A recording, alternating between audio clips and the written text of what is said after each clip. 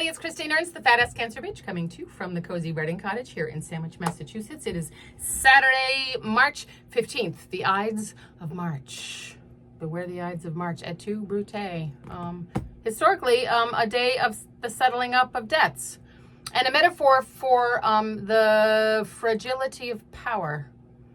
Don't get too big for your britches, mister. Let's see what today brings. It's been improving weather this week, which is quite lovely. Longer days, very nice. There are snowdrops in the yard, almost crocuses. And the moon, oh my God, the moon, the full moon, the full worm moon, and an eclipse the other night, a full blood worm moon, worm blood moon. Whatever, auspicious and powerful, I think. I'm turning into a witch, perhaps. If you didn't get up at 2:59 a.m. on Friday morning to witness the totality, I did, but it was cloudy, motherfucker. I hope you are at least feeling some of that giant, electric, feminine, juicy, tingly, magnetic, mystic energy. Coincidentally, never coincidentally, for me, it was a week of nice shifts and positive changes. A things falling into place sort of week. Click, click, click. One of those weeks, good news, then some more good news, then, oh look, more good news. What the fuck, seriously? More good news? Perhaps the worm has turned. I do love a pun. None of which affected the vile news cycle as far as I could tell, but maybe these small happinesses together somehow contribute to a greater good that is currently being eclipsed by the evil deeds of greedy, frightened men. Maybe everyday joy is just the ticket. For instance, remember that guy I told you about a few weeks ago whose house I went to pick up his late wife's art supplies that he was donating to the center where I work, Eddie? I met his cat Shane, and he told me all about his wife and how they met and how she loved to paint and draw. And then I met his son Michael, who I thought was going to hate on my bumper stickers, but he didn't. And then he let me know my front tire needed air. That guy. Eddie is 92. His birthday is July 14th, and his wife Ethel's was June 21st, and mine is July 20th. We're all cancers. I know this because he came to the center to write us a check so that we could buy more art supplies, so the folks who take our art classes don't have to buy them, so we can do the good work that we do, which is more important than ever just now, the work of community and creating art together. Eddie and I sat and talked for a while. He met his wife on a blind date in pharmacy school. Someone set them up for the big spring pharmacy dance, and he was late. And he caught her just before she was about to go back up into her apartment. He saw her from the foot of the stoop. She was at the door at the top of the stairs, her hand on the knob, the nick of time. She was the most beautiful girl he'd ever seen, he said with awe in his voice. He pinned her 6 weeks later, and shortly after proposed in the car on the way to meet his folks. He brought her home to New Haven, and though he loved his mother, Rosie, very much, she was not the greatest mother-in-law. So he came home one night, and Ethel gave him an ultimatum, and they packed up and moved to Massachusetts. I am with you, baby, he told her.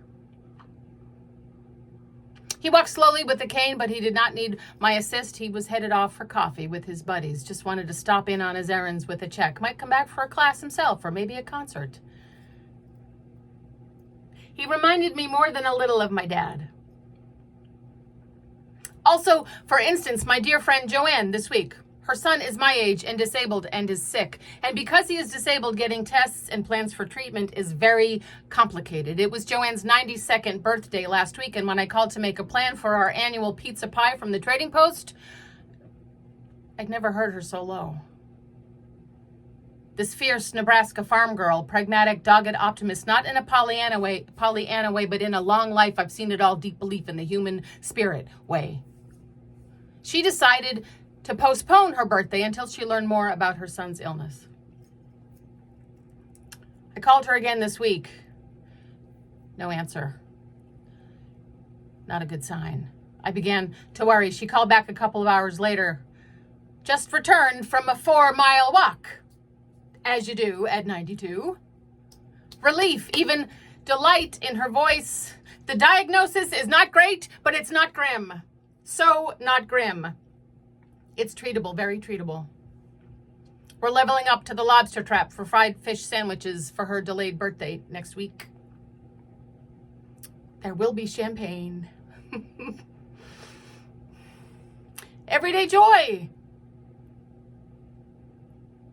I am with you, baby.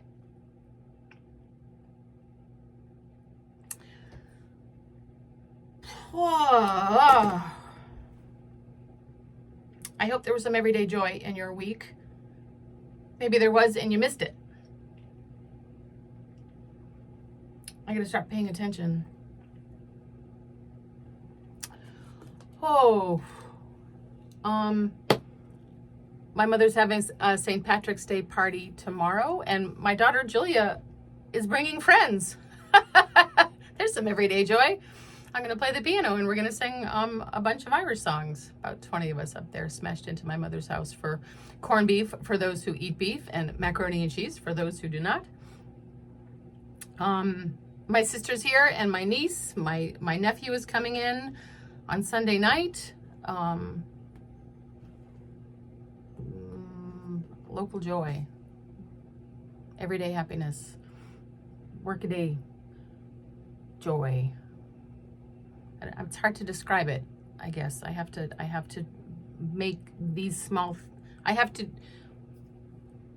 reinterpret how I move about the cabin. Oh, I have to go to work. I get to go to work. Oh, I have to do this laundry. I get to do this laundry. Those are bad analogies. And I do love my job, actually, so that's a dumb analogy.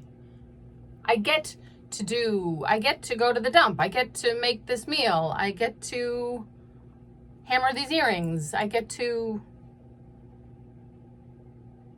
meet Eddie and have dinner with Joanne and my family and play the piano. Oh, I'm wondering now. There's something in there of it, especially when we are so oppressed and demoralized by our government and what's happening. Check out the Serbian students' revolution happening right now in Belgrade, like right this very minute. That will inspire you and give you some hope. Go smell the earth. Get outside and listen to the birds. Go find some green shoots coming up out of the ground.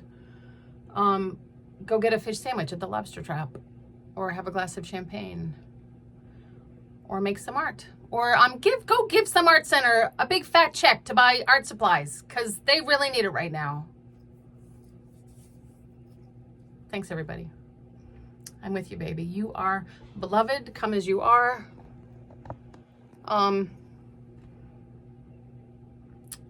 Keep the faith. And like I said, like about Joanne, not in a Pollyanna way. I never want to sound that way, but Joanne, she's a lesson to me for so long.